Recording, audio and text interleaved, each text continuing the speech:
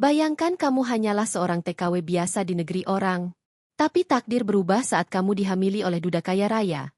Seorang pengusaha terkenal yang dikenal playboy dan tak pernah serius mencintai perempuan manapun. Semua orang berpikir kamu akan ditelantarkan.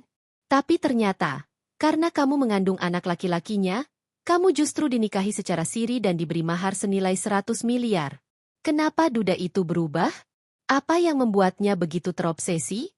Jangan pernah meremehkan kekuatan cinta, takdir, dan doa seorang perempuan yang teraniaya. Tonton kisah ini sampai akhir, karena di setiap babnya akan membuatmu menangis, marah, lalu akhirnya tersenyum haru. Assalamualaikum warahmatullahi wabarakatuh. Apa kabar sahabat setia? Semoga kalian semua dalam keadaan sehat, diberi rezeki yang lancar dan kebahagiaan tanpa batas. Jika ini pertama kali kamu mampir di channel ini, yuk bantu support kami dengan menekan tombol subscribe, like, dan aktifkan lonceng notifikasinya agar tak ketinggalan kisah inspiratif dan viral lainnya. Jangan lupa tulis di komentar, kamu dari kota mana? Kami tunggu kehadiranmu dari seluruh penjuru Nusantara, dari Medan sampai Merauke. Dan bagi kamu yang sedang bekerja di luar negeri, semoga kisah ini bisa jadi penguat hatimu. Di sebuah desa kecil bernama Kandangan, di pelosok Jawa Timur yang dipenuhi hamparan sawah dan aroma tanah basah selepas hujan, hiduplah seorang gadis sederhana bernama Narti. Usianya baru 24 tahun. Tapi beban hidup di pundaknya seolah milik wanita 2 kali usianya. Narti adalah anak sulung dari 3 bersaudara, dibesarkan oleh kedua orang tua yang hidup pas-pasan sebagai buruh tani dan penjual tahu keliling. Sejak kecil ia sudah terbiasa bangun subuh membantu ibunya menggoreng tahu, lalu menjajakannya dengan sepeda tua berkeranjang anyaman. Narti tidak pernah bermimpi tinggi. Ia hanya ingin rumah mereka tidak lagi bocor kalau hujan datang. Tidak ingin melihat adik-adiknya menahan lapar saat berangkat sekolah. Dan yang paling ia harapkan adalah ayahnya bisa kembali sembuh dari stroke ringan yang membuat tubuh separuhnya lumpuh. Namun kenyataan tak semudah harapan. Biaya berobat ayahnya makin mahal. Ibu yang semula kuat mulai sakit-sakitan karena sering kecapean. Penghasilan dari jualan tahu nyaris tak cukup untuk kebutuhan pokok. Suatu malam, saat lampu petromak menggantung redup di langit-langit dapur yang berjelaga, Narti duduk bersila di depan ibunya. Suaranya bergetar, namun matanya mantap. Bu, aku mau jadi TKW aja. Ke Arab, atau ke Dubai katanya gajinya besar. Biar ayah bisa diobatin. Adik-adik juga bisa sekolah. Sang ibu terseda air liurnya. Enduk, itu jauh. Kamu perempuan. Di negeri orang. Aku nggak apa-apa, Bu. Aku nggak takut. Aku kerja buat keluarga. Aku nggak pengen hidup kita begini terus. Aku pengen rumah kita nggak bocor lagi kalau hujan. Tangis pun pecah malam itu. Tapi di balik air mata itu, ada keteguhan hati seorang gadis desa yang siap mengubah nasibnya. Keesokan harinya, dengan membawa tabungan hasil jualan tahu selama 5 tahun, mereka ke kota untuk mengurus keberangkatan Narti ke luar negeri. Di sebuah kantor penyalur tenaga kerja, ia mendaftar menjadi TKW tujuan Timur Tengah. Ia berdoa, semoga majikannya baik. Semoga tidak seperti cerita-cerita mengerikan yang sering ia dengar dari tetangga-tetangganya yang gagal pulang dalam keadaan utuh. Setelah 2 bulan pelatihan dan karantina di Surabaya, tibalah hari yang dinanti. Narti berangkat ke Dubai, negeri megah yang hanya ia lihat dari gambar-gambar kalender. Ia bahkan belum pernah naik pesawat sebelumnya. Dan kini harus duduk berjam-jam terbang melintasi benua. Saat pesawat mendarat dan pintu kabin dibuka, angin gurun panas langsung menyambut wajahnya. Bangunan tinggi menjulang, mobil-mobil mewah berseliweran, dan bahasa asing yang menggema di setiap sudut membuat Narti merasa seperti masuk ke dunia lain. Dunia yang sangat jauh dari sawah, kubangan bebek, dan bunyi kentongan malam di desanya. Ia dijemput oleh agen penyalur lalu dibawa ke sebuah rumah besar berwarna putih krem yang dipagari tembok tinggi. Rumah itu milik keluarga campuran Arab Lebanon yang sangat kaya raya. Disinilah ia bertugas, membersihkan rumah 3 lantai, merawat tanaman eksotis, dan terkadang membantu dapur jika dibutuhkan. Namun berbeda dari teman-teman sesama art yang sering dipindah tempat tiap 3 bulan, Narti justru tinggal lebih lama. Bahkan saat teman seangkatannya sudah dipulangkan atau dikontrak ulang ke rumah lain, ia tetap bertahan di tempat itu. Ada satu alasan, Narti diam-diam jadi favorit majikannya, duda flamboyan bernama Tuan Rashid.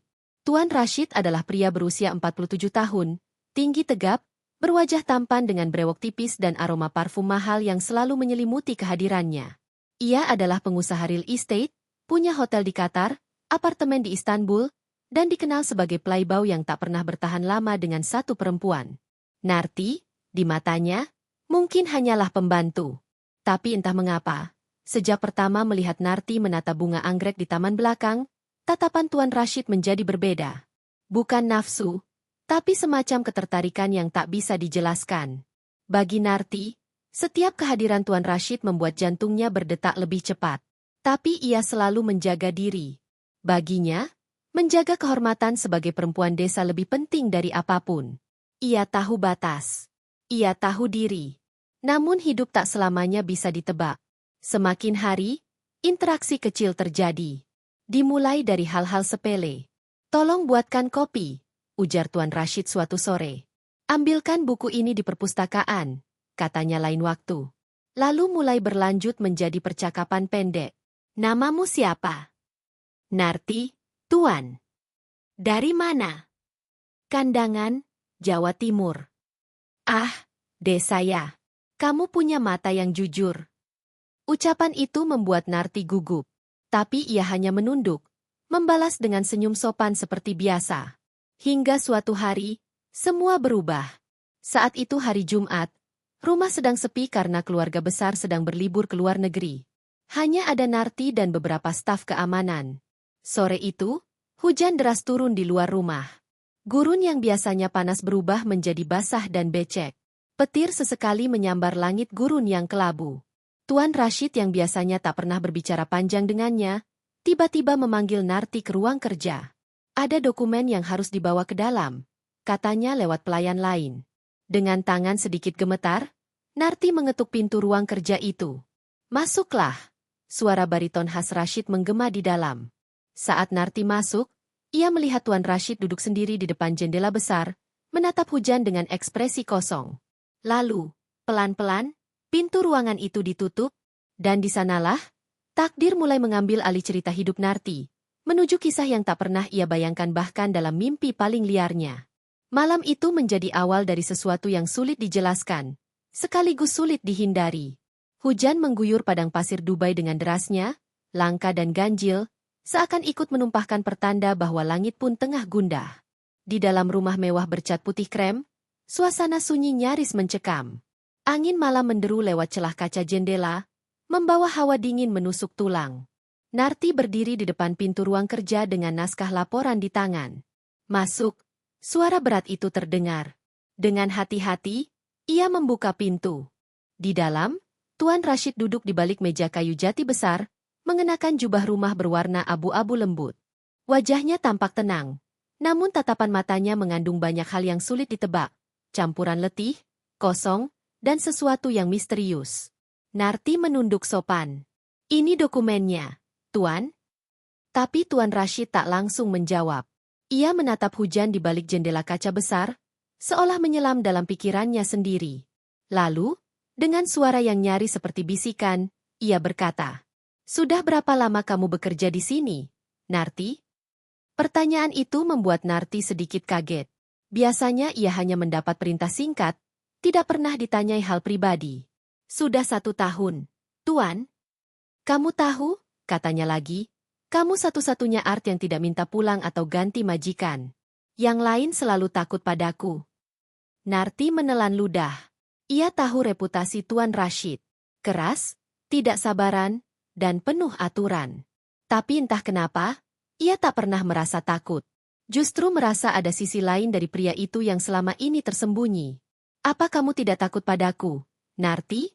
tanyanya tiba-tiba, kini menatap lurus ke matanya. Degup jantung Narti terdengar sampai ke telinganya sendiri. Ia mencoba menjawab sejujur mungkin. "Saya takut, Tuan. Tapi saya lebih takut kalau mengecewakan keluarga saya. Jadi saya kerja sungguh-sungguh." Tatapan itu melembut. Untuk pertama kalinya, Tuan Rashid berdiri dan menghampiri sisi jendela tempat Narti berdiri. Ia menyentuh kaca jendela yang basah oleh embun hujan, lalu berkata lirih, "Kamu tahu, Narti, saya pernah menikah. Tapi istri saya pergi. meninggalkan saya dan anak saya yang belum sempat lahir. Saya tidak percaya perempuan lagi sejak itu. Hening. Narti hanya mendengarkan, matanya menatap lantai, tak berani menatap wajah pria itu secara langsung.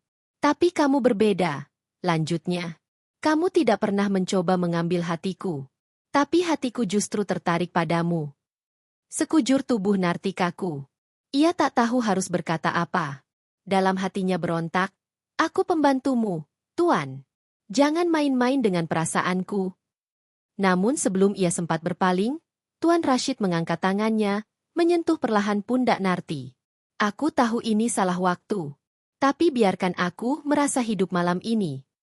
Narti menahan napas. Ini bukan lagi sekadar urusan pekerjaan. Ini godaan.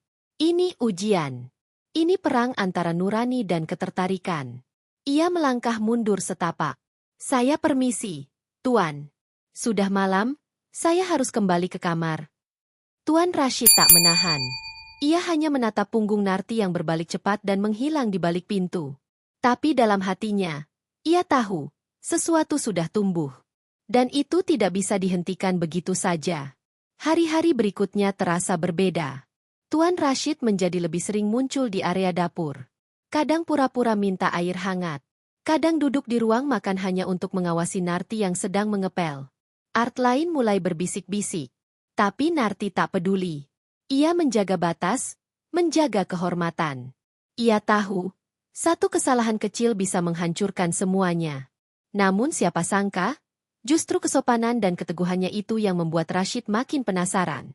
Ia mengirimkan bunga mawar ke kamar Art, lengkap dengan surat kecil bertuliskan.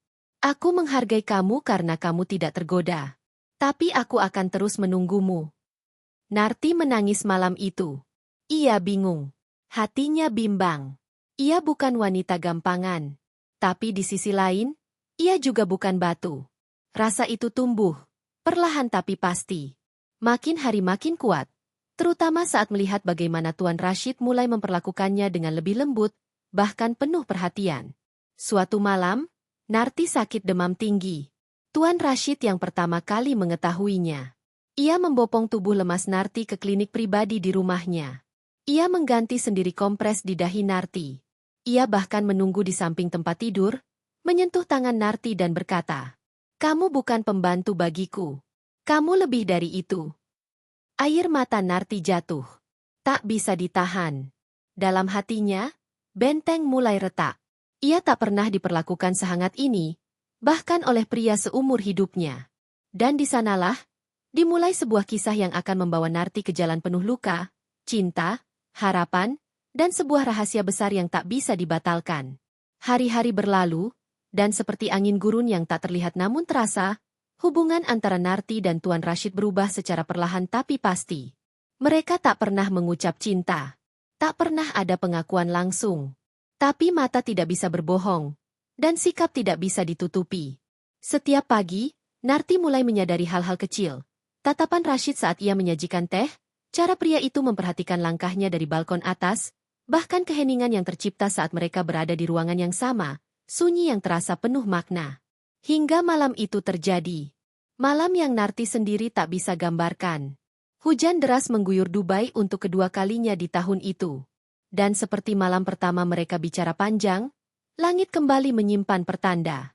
Rumah besar itu sepi, hanya dihuni beberapa orang karena keluarga besar Rashid sedang keluar negeri. Narti dipanggil ke kamar utama oleh Rashid, katanya ada baju yang harus dirapikan. Namun saat masuk, ia mendapati pria itu berdiri di depan cermin besar dengan wajah lelah dan mata sembab. "Saya kehilangan seseorang hari ini, Narti," katanya lirih. "Adik sepupu saya. Kecelakaan. Dan tidak ada yang menemani saya malam ini, kecuali kamu." Narti tak sanggup berkata apa-apa. Ia hanya berdiri, tangannya mengepal di balik rok kerjanya. Ingin berlari, tapi tak sanggup. Ingin bertahan, tapi takut.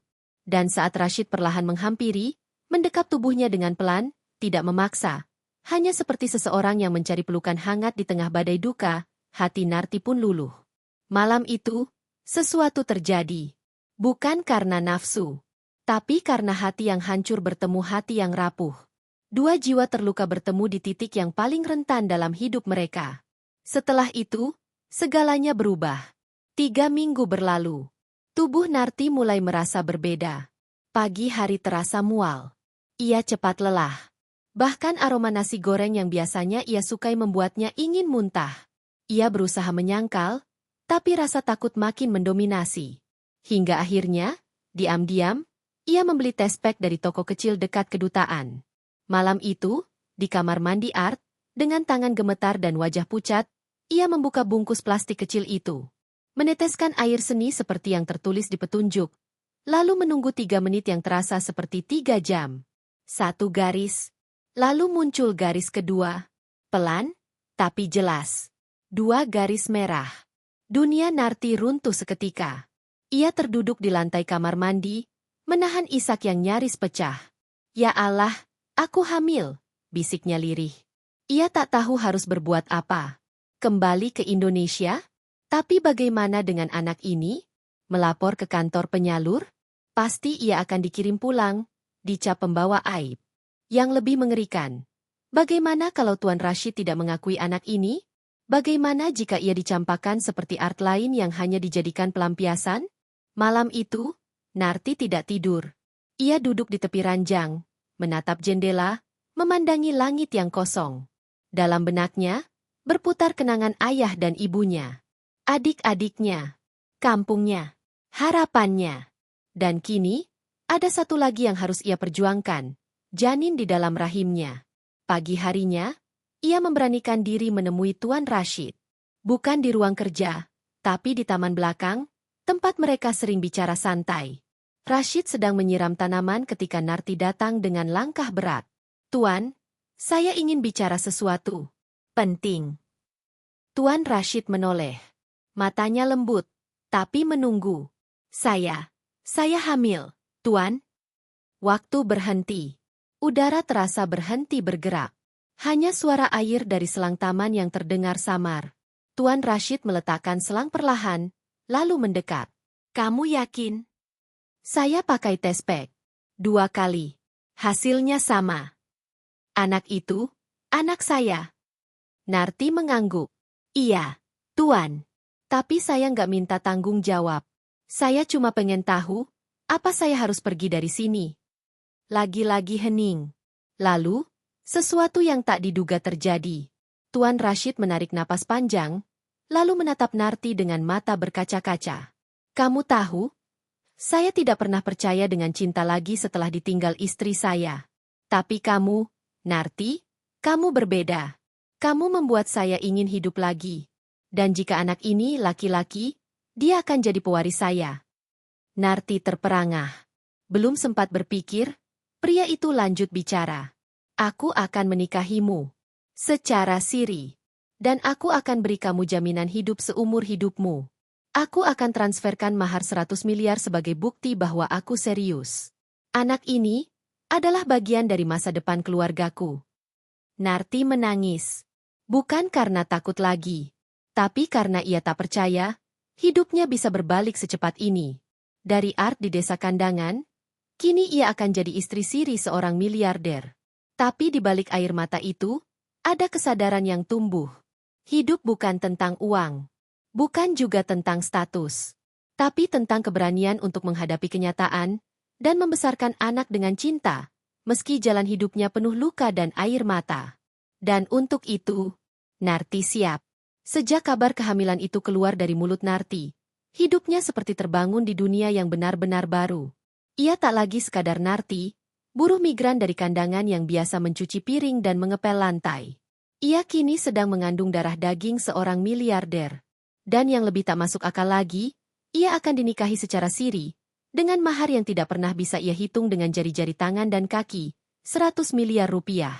Sehari setelah Rashid membuat janji itu, ia langsung menghubungi pengacaranya, ulama yang biasa menjadi penghulu keluarga besar, dan kepala keamanan rumah. Tak perlu waktu lama, semuanya diatur dengan sangat tertutup. Pernikahan itu tidak boleh diketahui media, juga tidak boleh mencuat ke lingkungan sosial keluarga besar Rashid yang sebagian konservatif dan masih belum menerima pernikahan antar kasta sosial. Aku ingin menikahimu, Narti. Tapi bukan dengan sorotan kamera dan resepsi mewah.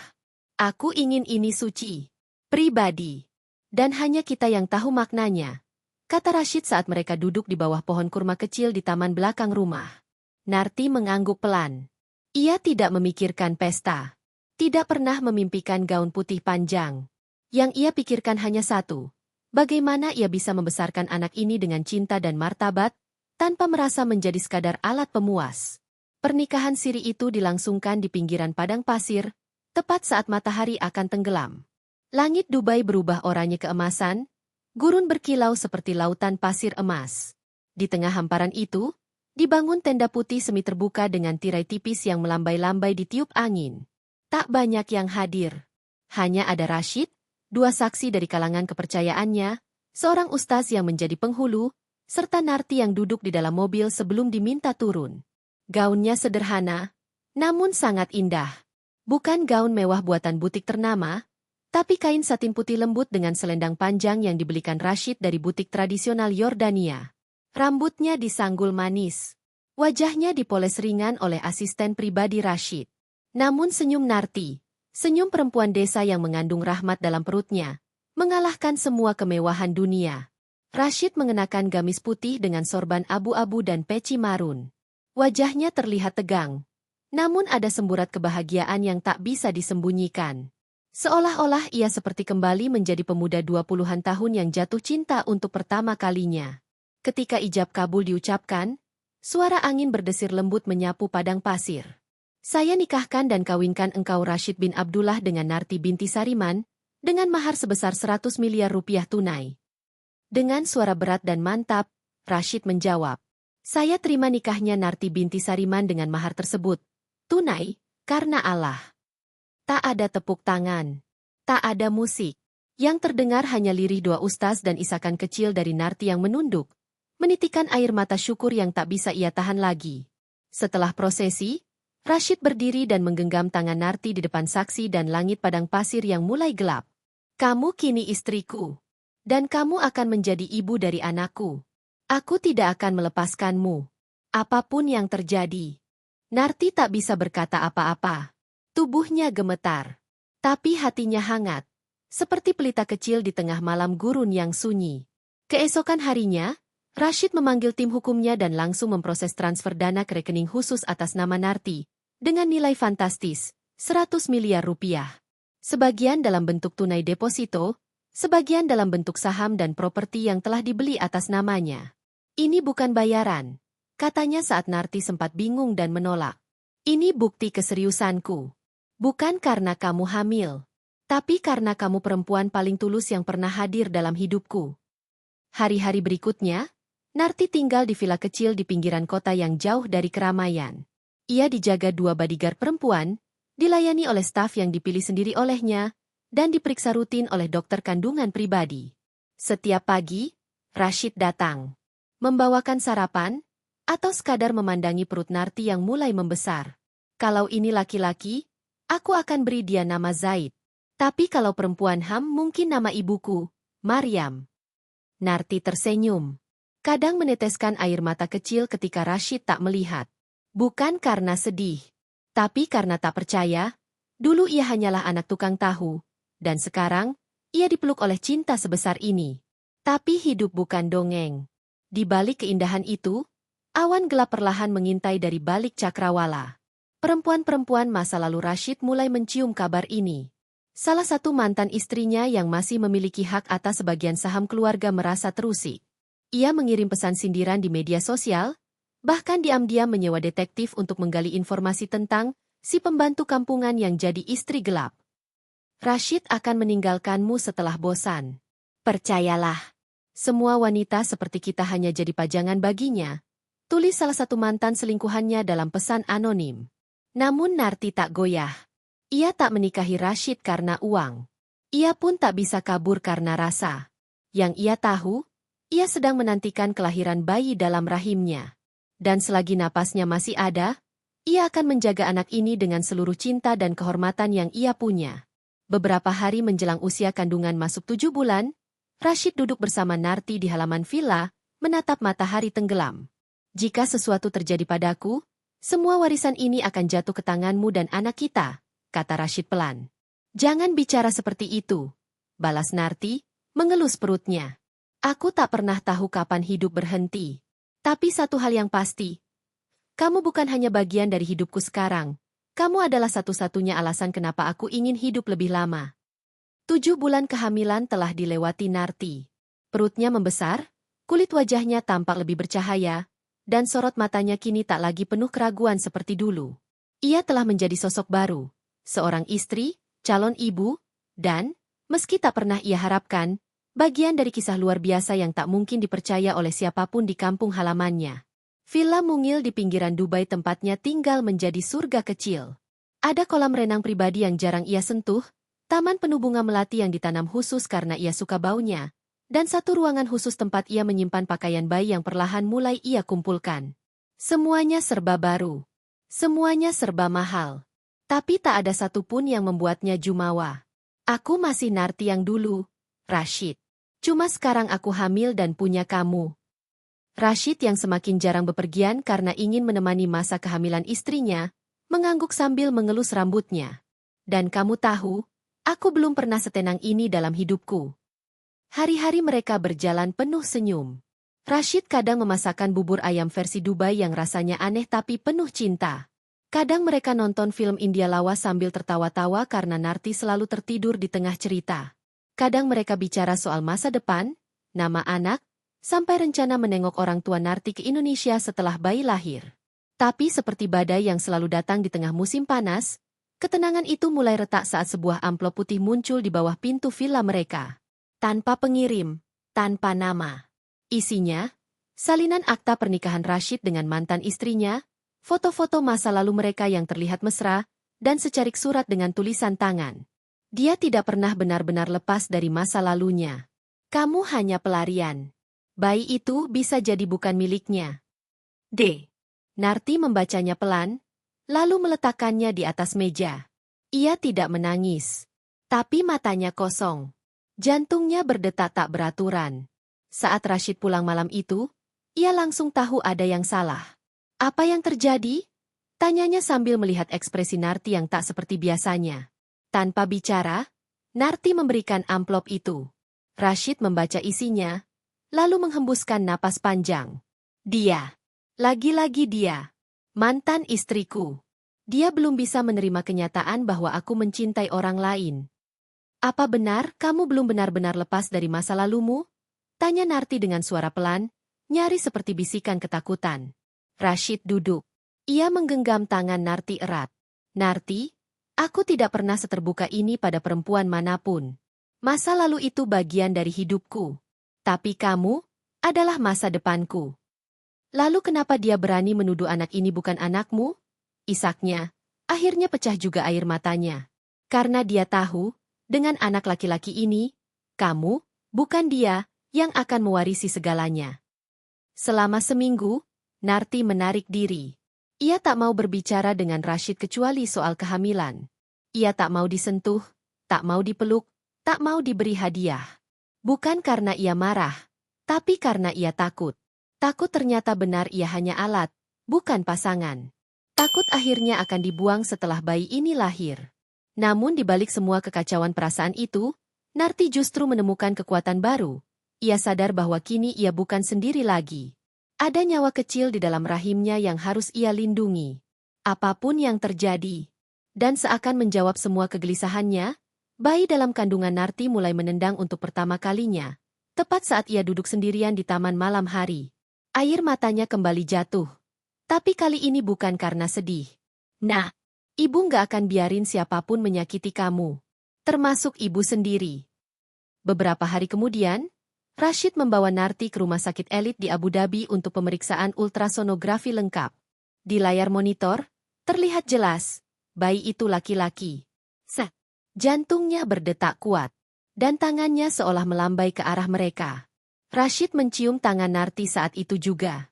Dia akan jadi lelaki kuat, seperti ibunya. Dan sebagai bentuk komitmen, malam itu juga Rashid membuat surat wasiat resmi, disahkan oleh pengacara dan notaris. Seluruh kepemilikan saham dan properti pribadi Rashid bin Abdullah akan diwariskan kepada putra biologisnya, Zaid Rashid bin Narti, dan ibunya, Narti binti Sariman. Surat itu menjadi perisai. Tapi bukan hanya soal harta. Bagi Narti, surat itu adalah bukti bahwa ia diakui, seutuhnya. Tapi hidup kembali menguji. Satu malam, saat kandungan Narti memasuki minggu ke-34, ia merasakan nyeri hebat di perut bagian bawah. Keringat dingin membasahi dahinya, dan darah mengalir deras di pahanya. Panik. Ketakutan. Ia menjerit, dan para asisten segera membawa mobil menuju rumah sakit. Dalam kondisi setengah sadar, Narti hanya bisa berdoa. Ya Allah, kalau Engkau ingin ambil nyawaku, ambillah. Tapi jangan ambil anakku. Jangan. Di ruang operasi, tim dokter segera melakukan tindakan darurat. Bayinya harus dikeluarkan prematur. Rashid datang dengan napas terengah-engah, wajahnya pucat, dan tangan tak henti berdoa di luar ruang operasi. 2 jam. 2 jam penuh ketegangan. 2 jam menunggu antara hidup dan mati. Lalu, tangisan bayi pecah memecah malam. Keras, jernih, seolah meneriakan, "Aku selamat." Dokter keluar sambil tersenyum. Bayinya laki-laki. Lahir prematur, tapi sehat. Ibunya selamat. Rashid sujud syukur di lantai rumah sakit. Dan saat pertama kali menggendong bayinya, ia menangis. Tangis seorang ayah yang dulu pernah kehilangan, dan kini diberikan kesempatan baru oleh Tuhan. Pagi itu, matahari Dubai bersinar cerah, seolah ikut merayakan kehidupan baru yang lahir di dunia. Di salah satu ruang VIP rumah sakit elit Abu Dhabi, seorang bayi laki-laki mungil tidur pulas di inkubator hangat, dikelilingi alat medis canggih dan penjagaan ketat. Di sisi lain kamar, Narti terbaring dengan selimut putih bersih. Wajahnya pucat tapi senyum kecil menghiasi bibirnya. Tangannya perlahan meraih jendela kecil inkubator. Ia menyentuh kacanya dengan lembut, menatap bayi yang kini menjadi pusat hidupnya. "Nak, kamu datang ke dunia ini dengan penuh perjuangan. Kamu tahu, kamu bukan hanya anugerah, tapi alasan ibu untuk terus hidup," bisiknya dengan suara serak. Rashid berdiri tak jauh dari situ. Ia belum berganti pakaian sejak malam sebelumnya, masih mengenakan baju koko putih yang kini penuh kerutan. Tapi wajahnya memancarkan sinar yang belum pernah terlihat sebelumnya. Sinar kebapakan. Sinar kemenangan. "Namanya akan kita beri Zaid. Sesuai janjiku," kata Rashid, menunduk mencium dahi Narti. "Dan mulai hari ini, tidak ada yang bisa menyentuhmu. Tidak mantan istriku, tidak keluargaku, tidak siapapun." Beberapa hari setelah kelahiran Zaid, Narti diperbolehkan pulang. Tapi bukan ke villa kecil pinggiran Dubai. Rashid sudah menyiapkan tempat baru. Sebuah mansion 3 lantai di kawasan elit Palm Jumeirah, dengan taman luas dan pemandangan langsung ke laut. Disinilah Narti akan tinggal bersama Zaid dan para pengasuh bayi yang dipilih secara pribadi. Rashid tak ingin ada satu detik pun anaknya kekurangan cinta dan perlindungan. Namun bukan itu yang membuat Narti menangis saat pertama kali melangkahkan kaki ke rumah baru mereka. Di ruang tengah mansion itu, tergantung sebuah lukisan besar. Lukisan dirinya. Narti yang sedang mengandung Zaid, berdiri di tengah padang pasir, mengenakan gaun putih sederhana, dengan tangan di perut dan pandangan lurus ke langit. Lukisan itu bukan hanya indah, tapi penuh makna. "Aku ingin semua orang tahu," kata Rashid saat Narti menatap lukisan itu dengan mata berkaca-kaca, "bahwa perempuan dalam lukisan itu bukan pembantuku, tapi wanita yang mengubah hidupku, istriku, dan ibu dari anakku." Narti tak tahan. Ia menangis dalam pelukan Rashid. Tangis bahagia. Tangis lega. Tangis seorang wanita yang akhirnya diakui bukan hanya di kamar belakang, tapi di tengah rumah, dan di dalam hati. Hari-hari berlalu.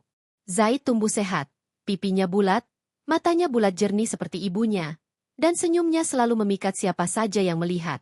Ia jadi pusat perhatian keluarga besar Rashid, bahkan beberapa sepupu dan kerabat yang dulu menolak kehadiran Narti, kini justru datang membawa hadiah.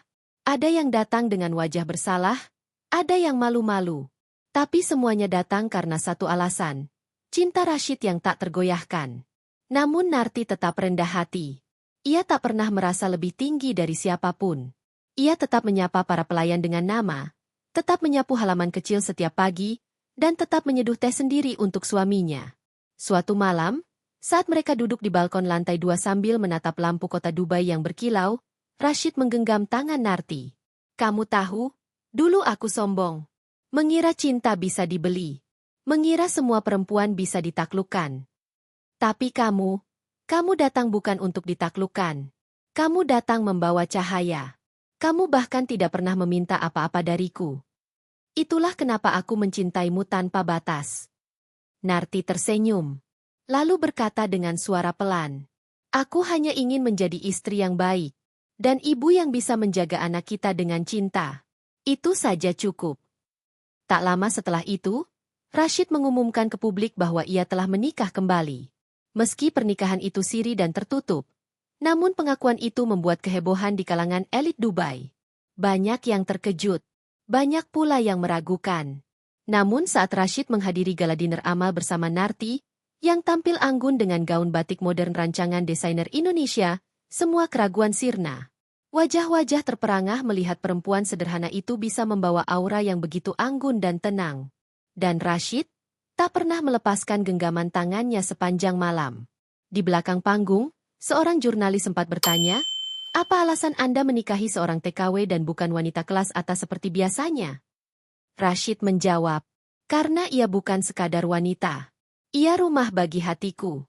Dan hanya wanita seperti dia yang bisa membuatku merasa utuh.